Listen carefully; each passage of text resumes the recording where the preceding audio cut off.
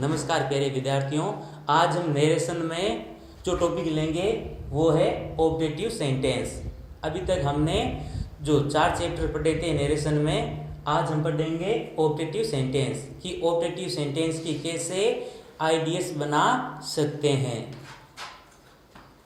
Objective sentence, objective sentence का मतलब है आशीर्वाद सूचक वाक्य, यानी आशीर्वाद सूचक वाक्यों की हम कैसे आइडियाज बना सकते हैं। तो चलिए सबसे पहले हम देखते हैं कि ऑब्जेक्टिव सेंटेंस की पहचान क्या है, यानी हमें कैसे पता चलेगा कि इसमें ऑब्जेक्टिव सेंटेंस है। तो चलिए आरस जो भाग होगा, यानी डायरेक्ट स्पीच का आरस जो भाग होगा, आरस भाग में सबसे पहले आपको मैं दिया हुआ मिलेगा।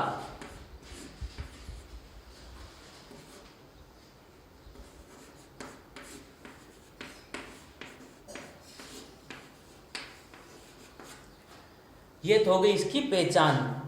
इन्वर्टेड कोमा के अंदर सबसे पहले आपको मैं दिया हुआ होगा, सबसे पहले मैं होता है तब वो सेंटेंस होगा ऑब्जेक्टिव सेंटेंस। ये तो हो गई इसकी पहचान। अब आर वी यानी जो इन्वर्टेड कोमा के बाहर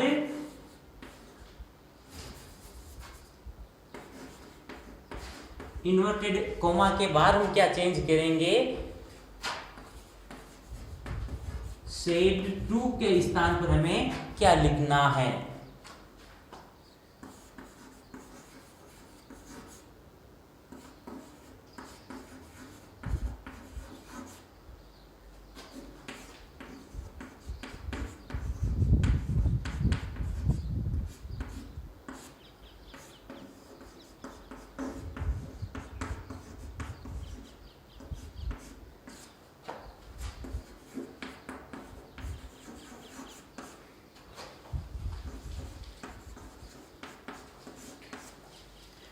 देखिए सेड टू के स्थान पर आपको क्रस्ट, बैलेंस और विस्ड को लिखना है।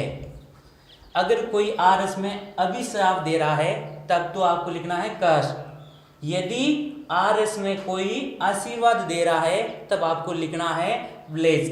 यदि आरस के अंदर कोई इच्छा प्रकट कर रहा है तब आपको लिखना है विश।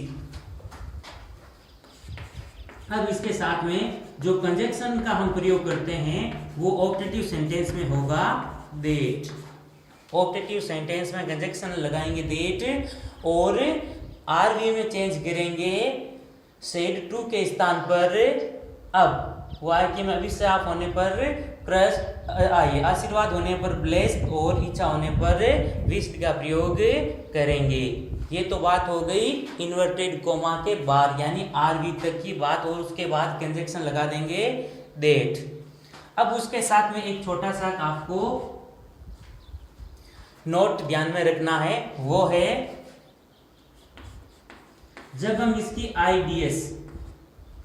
जब हम आईडीएस बनाएंगे यानी इनडायरेक्ट स्पीच बनाएंगे, उस समय मैं सबसे पहले होगा, लेकिन आपको मैं को बाद में,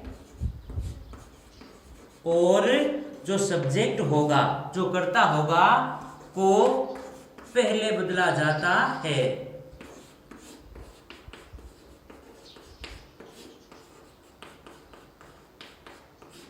ये आपको एक बात ध्यान में रखनी है, जब ये आईडीएस उसकी बनाओगे तो आपको पहले तो सब्जेक्ट को बदलना है और उसके बाद मैं को चेंज करना है माइट में। चलिए अब हम लेते हैं उदाहरण पहला।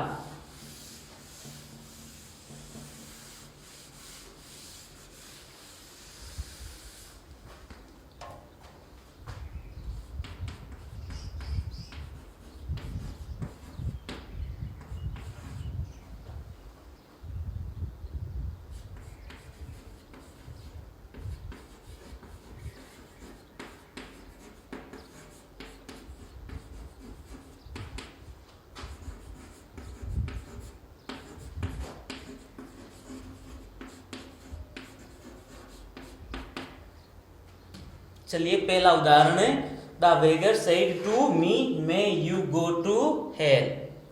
ये जो सेंटेंस है आरएस भाग यानी में से लगा करके हेल तक, ये है आरएस। तो आरएस में सबसे पहले क्या आया हुआ है? में, यही हमारी थी ये इसकी पहचान। तो में आया हुआ, तो ये सेंटेंस हो गया ऑप्टेटिव।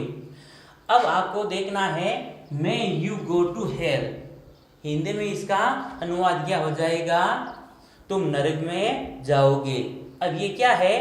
ये कोई अभिशाप है, यानी अभिश्राप दे रहा है। तो अभिश्राप देता है तो सेड टू की जगह हम लगा देंगे ट्रस्ट।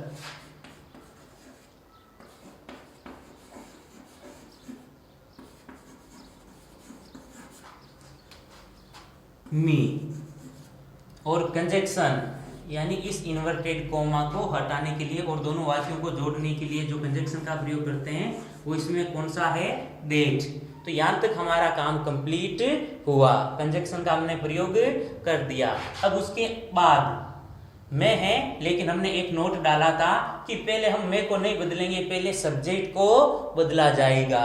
इस ये जो सेंटेंस दिया गया है, इस सेंटेंस का आपको सबसे पहले सब्जेक्ट को बदलना है। इसमें सब्जेक्ट क्या है? यू। तो पहले हम इस यू को चेंज करेंगे। यू कौन सा पर्सन है? सेकंड पर्सन है। किसके अनुसार चेंज होता है? ऑब्जेक्ट के अनुसार। ऑब्जेक्ट क्या है? और ऑब्जेक्ट किसका होना चाहिए? आरवी का, यानी आरवी के ऑब्जेक्ट के अनुसार बदलेंगे। आरवी का ऑब्जेक्ट क्या है? मी। चलिए, ये जो यू है इसको आपको मी के अकॉर्डिंग बदलना है। अब आपको देखना है ये यू कौन सा क्रम है? यू यू योर में से, तो यहाँ पर योर तो है नहीं, अब यू यू पहला क्रम या सेकंड क्रम। तो हमने जब सारणी लिखी थी तो यही आपको बात बताई थी, जो पहला क्रम होता है वो सब्जेक्ट का होता है। मतलब यहाँ पर ये यू सब्जेक्ट है या ऑब्जेक्ट? यू सब्जेक्ट है। सब्जेक्ट क्यों है?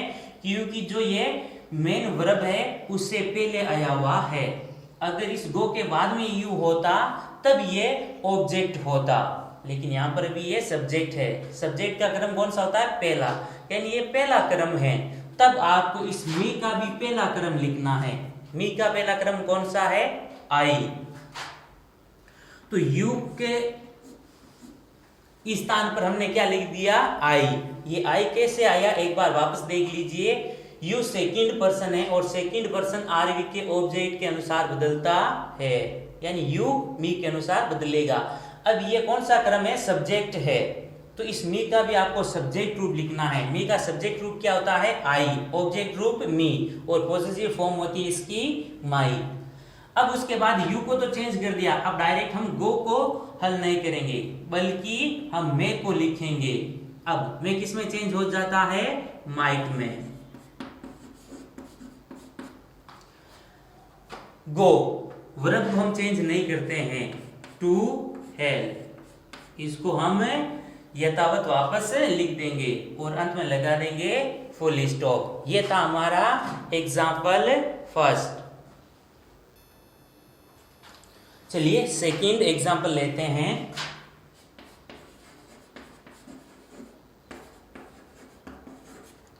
टीचर सेड टू स्टूडेंट्स,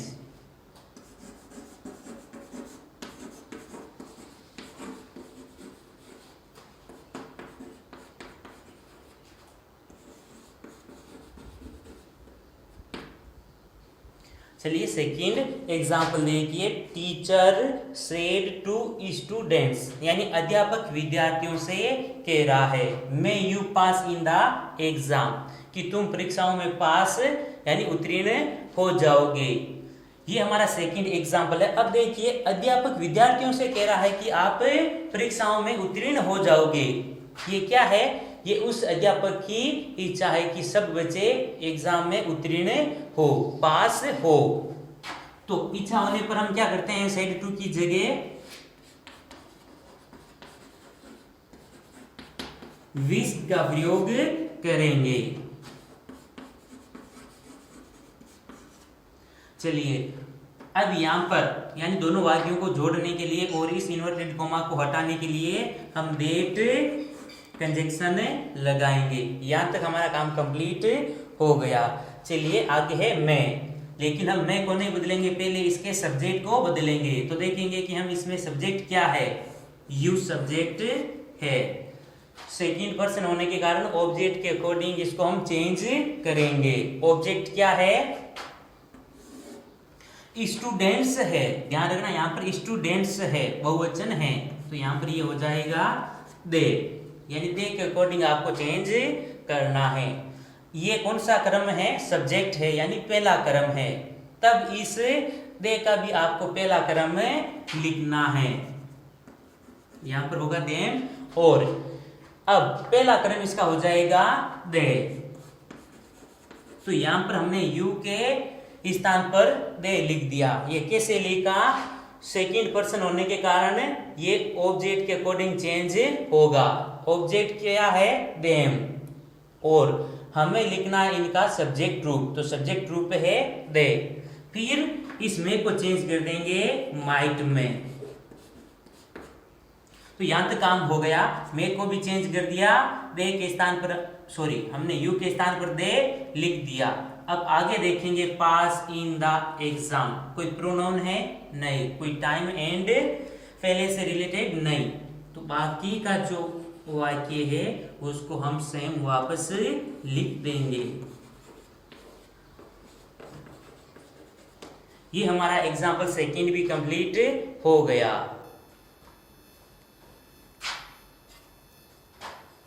चलिए एक और उदाहरण देख लेते हैं।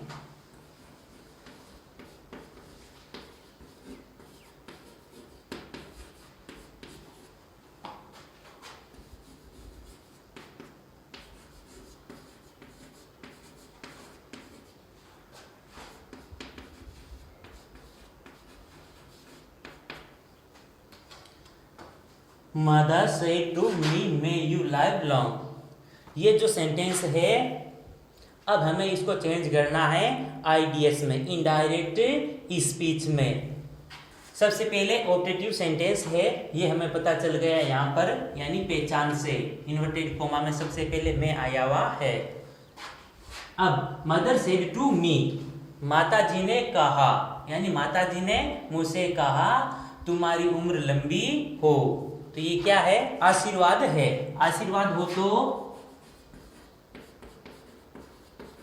सेड टू की जगह पर हम लिख देंगे ब्लेस्ड, और कंजक्शन कौन सा लगा देंगे, दैट। यहां तक क्लियर। अब पहले हम मे को नहीं बदलेंगे, और पहले हम सब्जेक्ट, उसके बाद में मे को बदला जाएगा। यू सेकंड पर्सन किसके अकॉर्डिंग चेंज होगा, ऑब्जेक्ट के अनुसार। यहां पर यू पहला क्रम है, और आपको भी इस मी का पहला क्रम लिखना है। तो मी का पहला क्रम है आई, तो हमने यहां पर लिख दिया आई, और मे को हम चेंज कर देंगे माइट में। लाइफ चेंज नहीं होगा, और लॉन्ग इसको भी नहीं बदलेंगे। ये हमारा तीसरा सेंटेंस कंप्लीट हो गया आईडीएस का। तो चलिए, ये तो था ऑब्जेक्टिव सेंटेंस की इनडायरेक्ट स्पीच बनाना।